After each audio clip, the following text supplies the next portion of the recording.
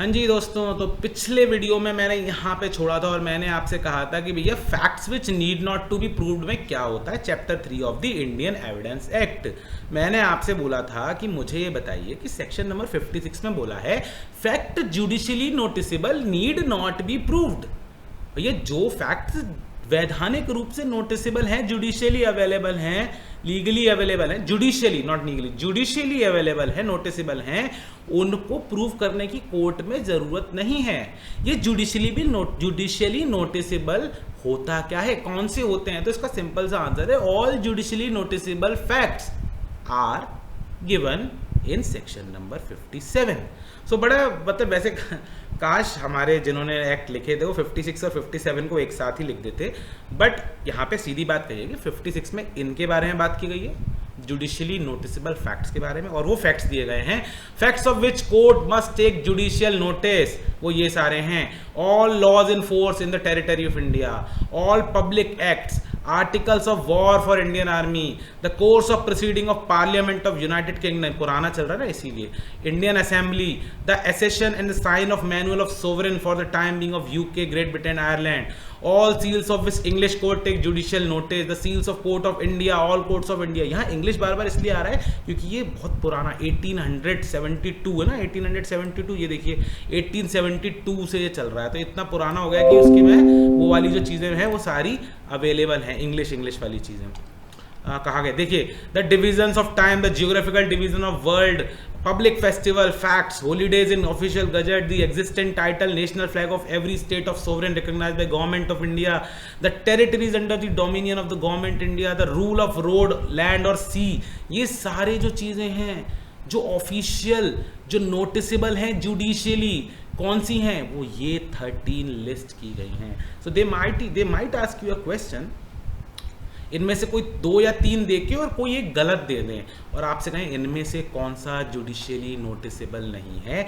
Moreover they may ask you that facts which are judicially noticeable need not to be proved in which section of the Indian evidence Act 1872 judicially noticeable facts are given. It's given in section number 57। Normal सी बात है, जो भी चीज़ें हम देखते हैं जो ऑलरेडी जैसे लॉज हो गए, एक्ट्स हो गए, रोड के रूल्स हो गए, या देश का झंडे से रिलेटेड चीज़ें, बहुत सारी चीज़ें, गजेट्स हो गए, ये सारी चीज़ें क्या होती है? जुडिशियबल चीज़ें होती हैं। In all these cases and also on all matters of public history, literature, science or art, the court may report for its aid to appropriate books or document of reference. तो ऐसा कह रहे हैं कि ये 13 चीज़ें तो हमने लिस्ट कर दी है। इसके अलावा अगर कोई पब्लिक हिस्ट्री से रिलेटेड केस है, जैसे आजकल चल रहा है ना अपना Gyanvapi, Taj Mahal and all those sorts of thing, I am not going into it, मेरा कोई इस पर ओपिनियन नहीं है, बट जैसे चल रहा है तो कह रहे हैं कि भाई literature, science, art, public history से रिलेटेड कोई चीज़ है तो the court may report for its aid to appropriate books मांग लेंगे। भाई हिस्ट्री बुक्स होती हैं, डॉक्यूमेंट्स होंगे पुराने, इस तरीके की चीज़ों को भी कंसिडर कर लिया जाता है। हम क्या पढ़ रहे हैं पहले देख लीजिए। हम पढ़ रहे हैं facts which need not to be proved, उसके अंदर हम पढ़ रहे हैं जुडिशियली नोटिसेबल फैक्ट्स, और उन फैक्ट्स के में अगर ऐसे फैक्ट्स आ जाते हैं, ऐसे वाले कौन से? पब्लिक हिस्ट्री वाले, लिटरेचर, साइंस, आर्ट में, तो ऐसे के में एप्रोप्रिएट बुक्स या डॉक्यूमेंट्स का रेफरेंस कोर्ट ले सकता है। If the court is called upon by any person to take judicial notice of any fact, अगर कोई व्यक्ति, कोई वकील साहब कोर्ट में कहते हैं कि साहब आप तो इस चीज़ का, जज साहब आप इस चीज़ का जुडिशियल नोटिस ले लीजिए, please take judicial notice of this fact, the court may refuse to do so unless and until such person produce any such book or document as it may consider necessary to enable it to do so। So basically कहा कि ये 13 चीज़ें जो है ना, ये 13, ये fine, these are judicially noticeable facts, but to prove them you have to submit some sort of document, and if you are not able to do so the court may deny it। मैंने कल भी बोला था live में, facts which are admitted need not to be proved। If I am saying that I have committed a mistake, I have committed a murder, I have committed a loot, in such a case fact is admitted and therefore it need not to be proved। No fact need to be proved in any proceeding which the parties thereto or their agents agree to admit at the hearing। सीधी बात कह दी, मान लोगे तो काम खत्म। आपने मान लिया, अजमल का साहब ने मान लिया था कि he was part of the terrorist attack, तो ठीक है, बात खत्म। Provided that the court may in its discussion require the facts admitted to be proved otherwise by such admission।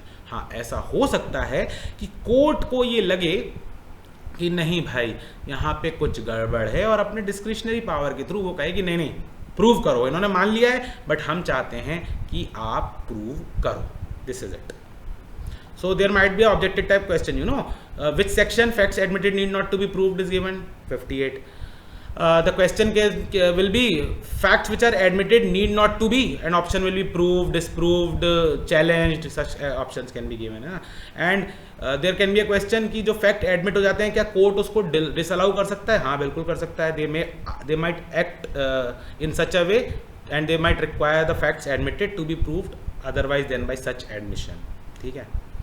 Chapter 4 of oral evidence. ऊपर तो हमने बात करी थी जुडिशियली नोटिसेबल फैक्ट्स की, अब बात करें ओरल एविडेंस। ओरल एविडेंस क्या है? मैं आपको जैसे बोल के पढ़ा रहा हूँ और मैं आपको दिखा भी रहा हूँ, तो ये डॉक्यूमेंट है सामने आपके, मैं जो बोल रहा हूँ this is oral evidence. Oral means बोला हुआ, वर्बल। तो बोल रहे हैं all the facts except the contents of document may be proved by oral evidence. Obvious सी बात है भाई, वो कह रहे हैं ऐसे सारे फैक्ट्स जो किसी डॉक्यूमेंट के कंटेंट नहीं है वो सब बोल के प्रूफ किए जा सकते हैं। मैं ये कहूं कि सर मेरे पास ये लिखा हुआ है कि प्रणय सर ने 10,000 रुपीज फीस ली है, अगर आपके पास लिखा हुआ है तो इसको आप बोल के कैसे प्रूव कर सकते हो? आपको वो डॉक्यूमेंट दिखाना पड़ेगा। You have to show that document. If you are saying that I have charge a 10,000 rupees fee and you have got the fee receipt, then you have to show that receipt. You just cannot prove it by oral evidence that मैं कह रहा हूँ, I am saying कि Pranay sir ने 10,000 rupees fees ली है and I have receipt. So if you have receipt, that is content of a document. You have to show the document to prove it, and oral evidence won't work. Apart from all things which are you are asking to be proved in an oral way, yes, oral evidence is admissible. It can be. Oral evidence जो है ना वो direct होना चाहिए. Oral evidence must be absolutely direct. Direct का मतलब क्या हुआ है, यहां ध्यान से सुन लेना, ये तीनों चारों बहुत इंपॉर्टेंट हैं। अगर वो किसी देखी हुई चीजों के बारे में बात कर रहा है, if they are talking about something seen, तो जो एविडेंस है उसको कहना है मैंने ये देखा, I have seen this. If we are talking that I have seen a loot, I have to से आई हैव सीन द लूट। अगर वो किसी सुनी हुई बात के बारे में कहे, I have heard that A was conspiracing against B, A B के खिलाफ कुछ षड्यंत्र रच रहा था, अगर मैंने कहा ये सुना है, इस बारे में बात हो रही है, तो I would say I have heard it. जिस व्यक्ति की एविडेंस जो है उसको कहना है, विटनेस को ये कहना है कि हाँ मैंने सुना है। If it refers to a fact which could be perceive by any other sense, यानी सुनना और देखने के अलावा अगर और कोई सेंस है जिसपे वो फैक्ट आप गवाही दे रहे हो, ओरल एविडेंस दे रहे हो, तो आपको वो क्लियर मैनर में, डायरेक्ट में बोलना है मैंने टेस्ट किया था कि डोसा बहुत टेस्टी था, I tasted the dosa and the dosa was very tasty. Evidence must be direct, oral evidence must be direct. मैंने देखा वो खूबसूरत थी, मैंने सुना वो मुझसे प्यार करती थी, मैंने टेस्ट किया डोसा बहुत टेस्टी था। It has to be direct like this. ये नहीं कि मुझे किसी ने बताया that she is so beautiful, ये नहीं दैट मुझे किसी ने कहा दैट शी लव्स मी, ये नहीं कि मुझे किसी ने टेस्ट करके बताया that the dosa was very tasty. It has to be direct. I have seen, I have heard, I have tested, other senses की बात कर रहा हूं। If it refers to an opinion or on the grounds in which the opinion held, must be the evidence of the person who holds that opinion on those grounds. अगर ये किसी opinion की, जैसे एक्सपर्ट की बात करते हैं, तो ओपिनियन भी डायरेक्ट होना चाहिए। ये नहीं कि डॉक्टर साहब ने ओपिनियन दिया था, मैं उसे बता रहा हूँ। Why would I say? The doctor will come and himself evidence, give the witness कि साहब मैं ये वाली बात कह रहा हूँ। ठीक है, provided that the opinion of experts expresses any treatise commonly offered for sale and on the ground on which such opinions are held may be proved by the production of such treatise if the author is dead or cannot be found or has become incapable। मतलब कोई document अगर है, अगर doctor ने आपको कोई report दी है तो that report is a sufficient ground as well, या वो नहीं मिल पा रहे हैं तो ऐसे केस में कह रहे हैं कि भाई हम उसको कंसिडर कर सकते हैं। Provided also that if oral evidence refers to the existence or condition of any material thing other than a document, the court may, if things fit, require the production of such material things for its inspection। कह रहे हैं कि हम ये माने कि जो oral evidence है वो किसी चीज के बारे में बात कर रहा है, they are talking about some particular thing and it is not a document. Document तो वो मांगेगा ही court. Then if court may deem fit, they may require the production of such material thing for its inspection. जैसे कि recently in Gyanvapi case they just they said कि भाई वो शिवलिंग and all, तो उसका इंस्पेक्शन करवा लिया कोर्ट ने एक पूरी की पूरी टीम बनाकर। वो वाला केस यहाँ पे अप्लाई करेंगे तो ईजिली समझ में आ जाएगा। आगे चलते हैं, चैप्टर 5 ऑफ डॉक्यूमेंट्री एविडेंस। ऊपर बात की थी किसकी, ओरल एविडेंस की, यहाँ बात कर रहे हैं डॉक्यूमेंट्री एविडेंस की। Proof of contents of documents, the contents of document may be proved either by primary और सेकेंडरी। कह रहे दो तरह के डॉक्यूमेंट होते हैं, एक प्राइमरी डॉक्यूमेंट, एक सेकेंडरी डॉक्यूमेंट। एग्जाम्पल दे देता हूँ, क्लियरली समझ लीजिए। Primary document, in terms of Indian Evidence Act, primary document means a document which is primary in nature. Secondary document means evidence means a document which is secondary in nature. Example is, आपने अपने मकान मालिक के साथ एक rent agreement किया है। Rent agreement की ओरिजिनल कॉपी जो है it is with the landlord and the duplicate copy is with you. So the original copy becomes primary and the other copy, that is photostated copy, becomes secondary. Simple as that. So the original thing is called primary and secondary may be attested copy, true copy and all those things. Primary evidence जो होता है means the document itself, ठीक है, वो खुद होता है। Explanation 1 है, where a document is executed in several parts, each part is primary evidence। वो कह रहा है कि भी आपने बहुत सारे parts में, annexers में किया अगर किसी डॉक्यूमेंट को, तो all the parts are part of that primary evidence. Where document is executed in counterparts, each counterpart भी है। Where a number of documents are all made by one uniform process as in the case of printing, lithography, photography, each is primary evidence of the contents of the rest, but where they are all copies of common original, they are not primary evidence of contents of the original। मतलब कोई printing से, lithography से, photography से कई सारी copy, दो एक हुबहू photo बनाते हैं तो दोनों ओरिजिनल हो जाएगा, बट अगर वो कॉपीज हैं कॉमन ओरिजिनल की, in that case it will not be a primary. Primary केवल ओरिजिनल वाले को माना जाएगा। A person is shown to have been in position of number of placards all printed at one time from one original. Any one of the placards is primary evidence of the contents of any other, but no one of them is primary evidence of the contents of the original। देखिए समझिए क्या कह रहा है, एक ही placard था, a person is shown to have been possession of a number of placards all printed one time from one original। एक original से बहुत सारे प्लेकार्ड अगर बनाए गए थे तो ओरिजिनल ओरिजिनल ही रहेगा। ये सारे जो प्लेकार्ड्स हैं जो अब प्रिंट किए हैं वो ओरिजिनल जो हैं, any one of the placards is primary evidence of the contents of any other. एक दूसरे के प्राइमरी एविडेंस है, but none of them is primary evidence of the contents of the original. भाई ओरिजिनल अपनी जगह है और प्लेकार्ड से उसके जो छपे हुए वो एक दूसरे के तो प्राइमरी एविडेंस हो सकते हैं, बट ओरिजिनल के प्राइमरी एविडेंस कौन है, वो डॉक्यूमेंट खुद है। सेकेंडरी एविडेंस क्या होता है, सर्टिफाइड कॉपीज होती हैं, copies made from original documents होती हैं, copies made from compared with original होती हैं, काउंटर पार्ट्स ऑफ डॉक्यूमेंट्स हो सकते हैं, oral accounts of the contents given by some person himself seen it, ये सारी चीज। इलस्ट्रेशन है, a photograph of an original is secondary evidence of its contents, though the two may have not been compare if it is proved that the thing photograph was the original. A copy transcribed from a copy, a copy compared with a copy of a letter made by copying machine is a secondary evidence। Photocopy की बात कर रहा है यहाँ पे, तो बड़ा simple सा है, इसके अंदर कोई ज़्यादा समझाने की जरूरत मुझको लगता नहीं कि है। एग्जाम्पल आप समझ गए। ऑब्जेक्टिव टाइम में आपसे सेक्शन नंबर 63 पूछ सकता है, 62 कि भाई प्राइमरी किस में दिया, सेकेंडरी किस में दिया।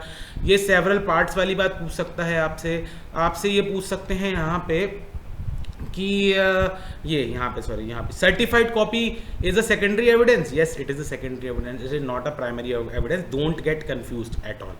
चलिए आगे चलते हैं। Tape recorded statements are admissible in evidence, ये एक बहुत इंपॉर्टेंट बात है, यहाँ लिखिए तो आप याद करिएगा। टेप रिकॉर्डेड स्टेटमेंट्स जो है ना वो एविडेंस में एडमिसिबल हैं। Certified copies of money lenders licence are admissible, ये बात यहाँ पे कही गई है। Proof of documents by primary evidence, document must be prove by primary evidence except in cases hereinafter mention. देखो ये कह रहे हैं कि अगर किसी भी कोर्ट में कोई भी फैक्ट एंड इशू चल रहा है, इन सच अ केस उसको कैसे प्रूव करना है। अगर डॉक्यूमेंट की बात करते हैं, प्राइमरी एविडेंस प्राइमरी डॉक्यूमेंट से ही प्रूव कर सकते हैं, लेकिन there are certain exemptions clearly given. Cases in which secondary evidence relating to documents may be given, ऐसे केस जहां पे सेकेंडरी एविडेंस से भी काम चल जाएगा। कौन से हैं? When the original is shown or appears to be in possession or power of the person against whom the document is sought to be proved। भाई मैंने आपके ऊपर केस किया है और वो डॉक्यूमेंट प्राइमरी डॉक्यूमेंट आप ही के पास मौजूद है दोस्तों, वो डॉक्यूमेंट आप ही के पास है, तो फिर सेकेंडरी डॉक्यूमेंट को अलाउ करना पड़ेगा ना। आपसे तो मैं लड़ ही रहा हूँ, आप क्यों लेके आएंगे प्राइमरी डॉक्यूमेंट को? ये बात ए वाले पॉइंट में कह रहे हैं।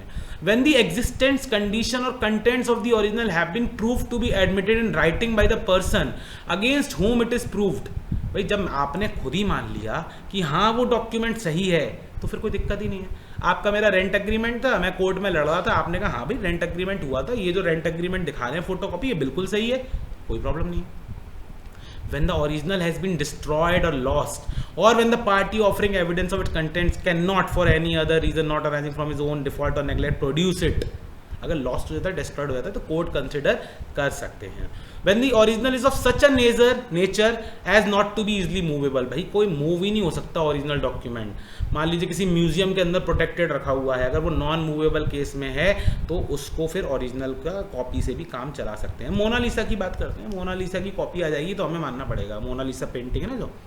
When the original is a public document, जब गजट वगैरह अगर है भाई, गजट हो गया या फिर कोई ऐसी ऑफिशियल लेटर हो गए गवर्नमेंट के, कोई ट्रीटीज हो गई जो पब्लिक डॉक्यूमेंट है, पब्लिक डोमेन में अवेलेबल हैं, तो ऐसे केस में it will be considered even if it is a copy of that document. However they might have a confirmation process for it. तो when the original is a public document, when the original is a document of which a certified copy is permitted by this act, भाई उन्होंने कहा कि certified copy से काम चला लेंगे, अब लिखा है चला लेंगे तो चलाओ भाई। when the originals consist of numerous accounts or other document which cannot conveniently be examined in court and the fact to be proved is the general result of the whole collection, बहुत general बातें कही हैं, आप लोगों के लिए बहुत ही इजी है। In cases A, C and D any secondary evidence content document admissible, in case B the written admission is admissible, in case E और F a certified copy but no other kind of secondary admission is. जैसे E और F public document होगा और original document की certified copy होगी, तो क्या certified copy ही चाहिए होगी। इन केस ऑफ बी, जब कोई ऐसा डॉक्यूमेंट होगा जिसके बारे में आपने पहले ही एडमिट कर लिया है, तो रिटन एडमिशन आपको देना पड़ेगा। मतलब मैंने आपके खिलाफ केस किया कि आपके और मेरे बीच में एक रेंट एग्रीमेंट हुआ था, उस रेंट एग्रीमेंट को आपने एक्सेप्ट किया है, तो आप राइटिंग में एक्सेप्ट करोगे, राइटिंग में एक्सेप्ट करोगे। ए, सी एंड डी, जैसे ए वाला केस था, सी वाला केस था, डी वाला केस था, ऐसे केस में secondary content of document is admissible, कर लेते हैं एडमिसिबल, कोई बात नहीं, ठीक है। ये वाला पार्ट थोड़ा देख लीजिएगा, इंपॉर्टेंट है in terms of your examination. In case D, evidence may be given as to general result of the document by any person examined and who is skilled in it. In case G, when the original consists of numerous accounts, तो जो expert opinion है उसको consider कर लेंगे। ये वाली बात यहाँ 65A में आ जाते हैं, special provision as to evidence relating to electronic record. तो कह रहे हैं the contents of electronic records may be proved in accordance with provision. यहाँ पे हमेशा ऐसे ही दिया है, एक ऊपर कही गई बात, नीचे उसको प्रूव किया है। तो 65A में कहा कि भाई इलेक्ट्रॉनिक रिकॉर्ड को कैसे प्रूव करोगे, 65 में बता दिया ऐसे ऐसे सब हम प्रूव करेंगे। हम कैसे प्रूव करेंगे, इलेक्ट्रॉनिक रिकॉर्ड है तो जो ओरिजिनली इलेक्ट्रॉनिक सिग्नेचर हुआ होगा हम उसको बुला लेंगे, हम जो कंप्यूटर का आउटपुट है उस कंप्यूटर के बारे में ले लेंगे चीज़ें। अगर वो एक से ज़्यादा कंप्यूटर से बनी होगी वो चीज़, बेसिकली जो डॉक्यूमेंट है या फ्लॉपी है और डिस्क है, तो उन एक से ज़्यादा कंप्यूटर की इंफॉर्मेशन पे हम ट्रस्ट कर लेंगे। ये सब बातें यहाँ पर कही गई है। The information contain electrical reproduce or is derive from such information fed into computer in the ordinary course, जिस कंप्यूटर में फीड किया गया था उस केस से अगर डिराइव हो रही है तो कोई प्रॉब्लम वाली बात ही नहीं है। कॉम्बिनेशन ऑफ कस्टम कंप्यूटर से होती है तो भी कोई दिक्कत नहीं है। When over a period function story information, ठीक है। डिफरेंट कंप्यूटर्स है, डिफरेंट कॉम्बिनेशंस हैं, ये सारी बातें ना ऐसे बस बढ़ाते हुए। इलेक्ट्रॉनिक रिकॉर्ड है तो उसके अंदर जो भी प्रिंट आउट है उसको भी कंसिडर कर लेंगे। हम क्या करेंगे, इलेक्ट्रॉनिक सिग्नेचर वाला वो आगे आएगा, देखो मैं दिखा देता हूँ।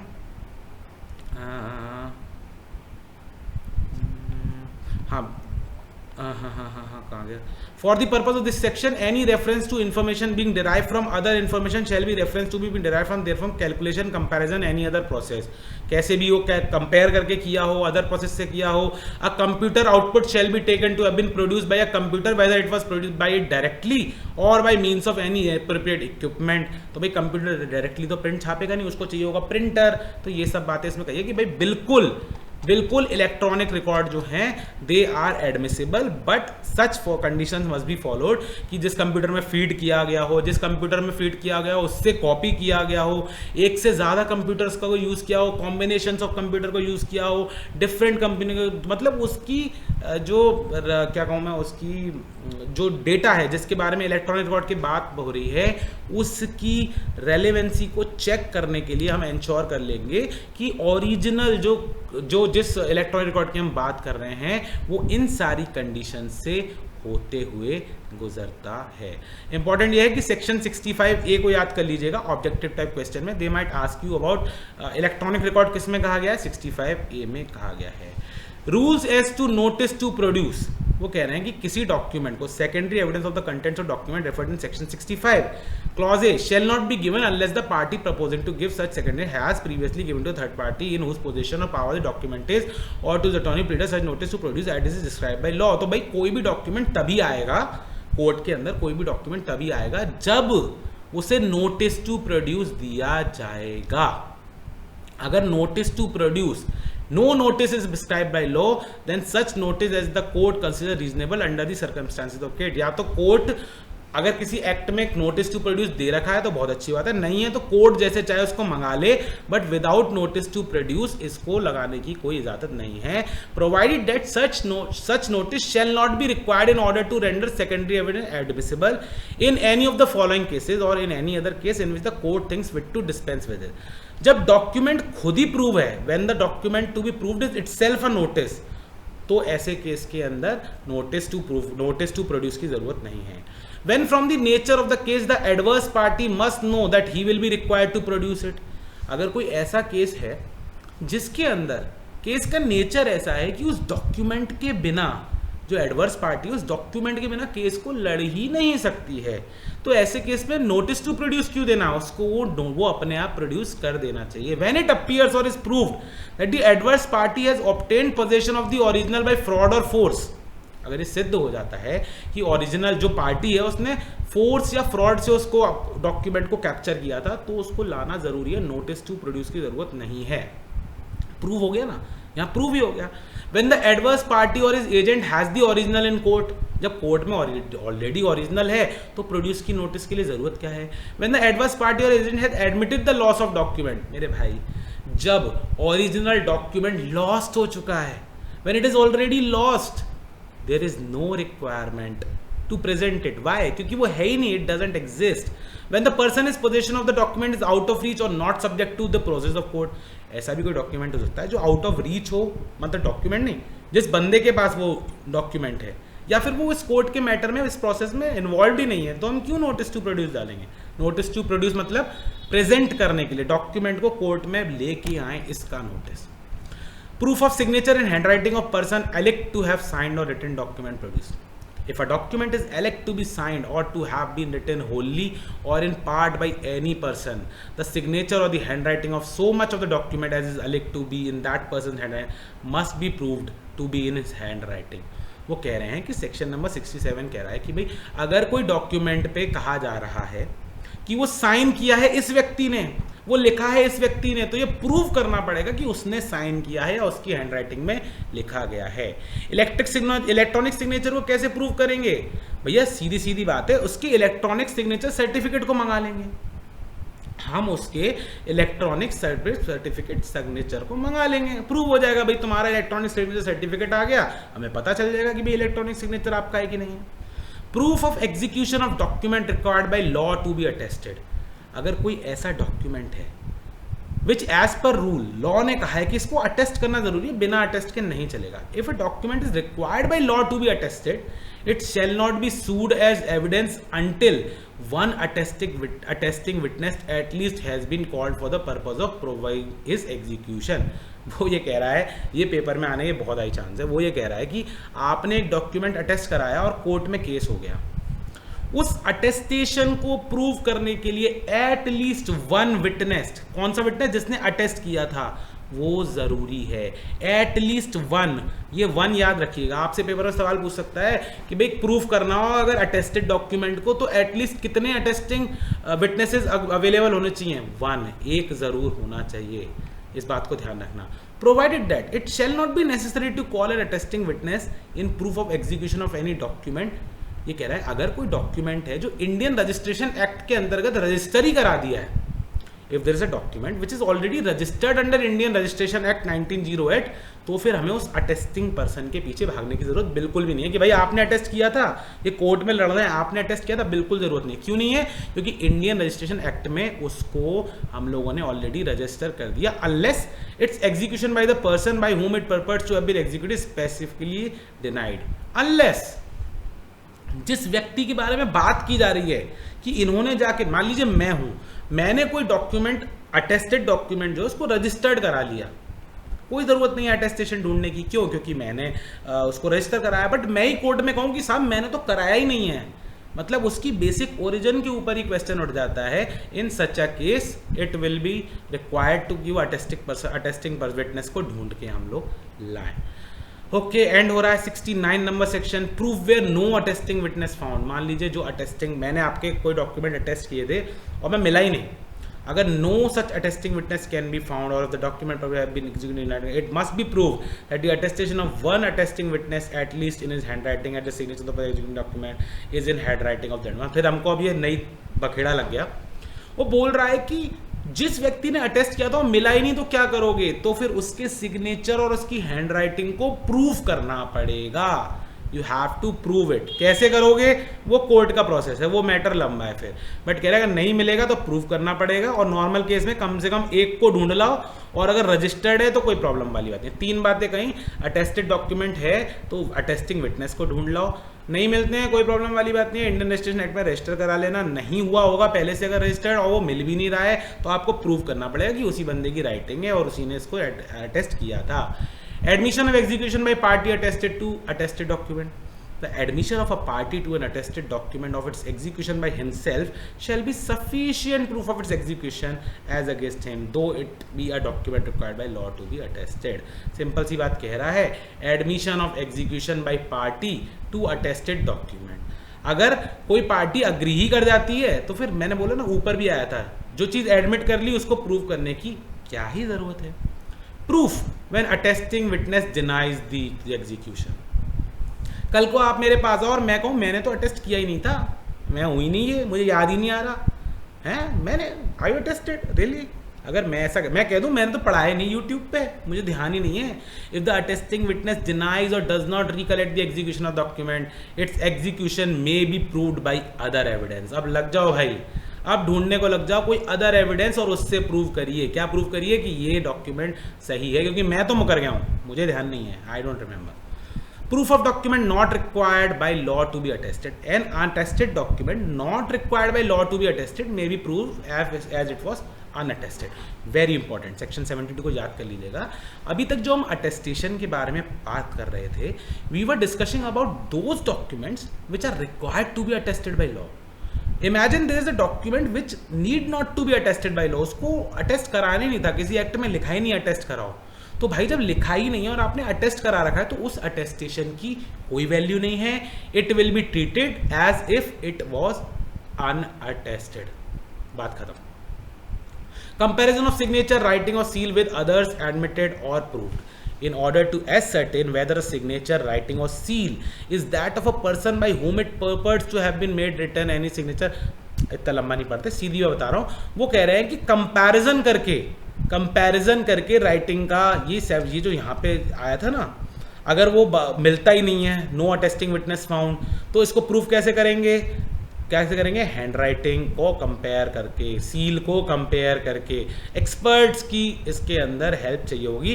The court may direct any person present in the court to write any words or figures for the purpose of enabling the court to compare the words or figures so written by any words or figure alleged to be have written by such person. वो यही बोल रहे हैं, वो बोल रहे हैं कि अगर सब लोग मुकर जाएं या कोई चीज़ ना मिल पाए तो कोर्ट कहेगी कि आओ भैया इधर लिखो, we will compare it, compare your hand writing just like fingerprints. In case of finger impress ये लिखा है, the section applies with the finger impressions also. Fingerprints को क्या करते हैं? At the murder scene you got the fingerprints, it is compared with original in order to proof. तो वो क्या करते हैं? फिंगरप्रिंट्स को मुजरिम के फिंगरप्रिंट से, एक्यूज के फिंगरप्रिंट से मिला के और प्रूफ कर लेते हैं। लास्ट सेक्शन पे हम पहुंच गए हैं हमारे सिलेबस के। वीडियो ये भी हो गया 30 मिनट का, फटाफट से खत्म करते हैं। Proof as to verification of digital signature. मैंने ऊपर आपको बता दिया। डिजिटल सिग्नेचर कैसे वेरीफाई होंगे? द पर्सन और द कंट्रोलर और द सर्टिफाइंग अथॉरिटी को क्या करना पड़ेगा? DSC डिजिटल सिग्नेचर सर्टिफिकेट लाके दिखा दो, प्रूफ हो जाएगा कि तुमने किए कि नहीं किए। Any other person to apply the public key, मैंने आपको पढ़ाया था पब्लिक की और प्राइवेट की दो होती हैं। Any other person to apply the public key listed in the digital signature certificate and verify the digital signature purpose to have been affixed by that person. तो भाई क्या कहेंगे? कोर्ट डायरेक्ट करेगा, किसके लिए डायरेक्ट करेगा? या तो अपना डिजिटल सिग्नेचर सर्टिफिकेट ला दो, या कहेगा कि किसी पर्सन को बुलाएगा कि इसको जरा पब्लिक की लगा के दिखा दो, उससे वेरीफाई हो जाएगा। क्या वेरीफाई हो जाएगा? डिजिटल सिग्नेचर वेरीफाई हो जाएगा। तो या तो पब्लिक की से वेरीफाई करा लेगा, या फिर हुएवर द पर्सन इज, उसको कंट्रोलर को या सर्टिफाइंग ऑफिसर अथॉरिटी को कहेंगे कि अपने डिजिटल सिग्नेचर सर्टिफिकेट ले आओ। दोनों याद कर लीजिएगा केसेस, दोनों याद कर लीजिएगा। कंट्रोलर की मतलब क्या है? हम इंफॉर्मेशन टेक्नोलॉजी एक्ट 2000 में पढ़ के आए हैं। Controller means the controller appointed under section 1 of section 17 of information technology act. Person और द कंट्रोलर, या तो उसको खुद से कहेंगे कि भाई तुम ले आओ। वहां हम पढ़ते थे एक कंट्रोलर होता है, एक सर्टिफाइंग अथॉरिटी होती है जो सिग्नेचर इशू करती है इन इंफॉर्मेशन टेक्नोलॉजी एक्ट। ये जरा इनको ब्लॉक्स को जोड़ो आपस में आप। डिजिटल सिग्नेचर इशू करने में सर्टिफाइंग अथॉरिटी होती है, वहाँ पे एक कंट्रोलर होता है जो सर्टिफाइंग अथॉरिटीज के ऊपर होता है। पर्सन जिसका सिग्नेचर इशू किया जा रहा है, तो भाई या तो उस पर्सन से कहेंगे अपना DSC ले आओ, या कंट्रोलर से कहेंगे कि भाई ज़रा DSC हमको प्रोवाइड कराओ। सर्टिफाइंग अथॉरिटी से कहेंगे ज़रा DSC हमको प्रोवाइड कराओ कोर्ट के अंदर, या फिर हम किसी पर्सन को कहेंगे पब्लिक की जो है ना, जो DSC में लिस्टेड है, उसको लगा के ज़रा वेरीफाई कर लेते हैं कि ये वाला DSC सही है या नहीं। इसी के साथ हम जाते हैं उड़ते हुए ऊपर। Indian evidence Act 1872 is over from my side. Please see yesterday's live, जिसके अंदर fact and issue, may presume, shall presume, all those things, relevancy and all we have discussed. I think here I can close this video. 2 videos are there in तीनों, ये 2 recorded pre-recorded videos plus एक जो वो दूसरा video था। कौन सा video था? Live video. उन तीनों वीडियो को आप देख लीजिएगा। टेस्ट मैं इसका बहुत जल्दी शूट कर दूंगा आपकी तरफ। Until we meet next time, it's a goodbye and it's a request. Please subscribe the channel. Please like the video. I really need your like. And अगर हो सके कमेंट करिएगा। एडिथाला ऐप प्ले स्टोर से डाउनलोड करिएगा और app को review ज़रूर कीजिएगा। Thank you so much. Take care guys, bye bye.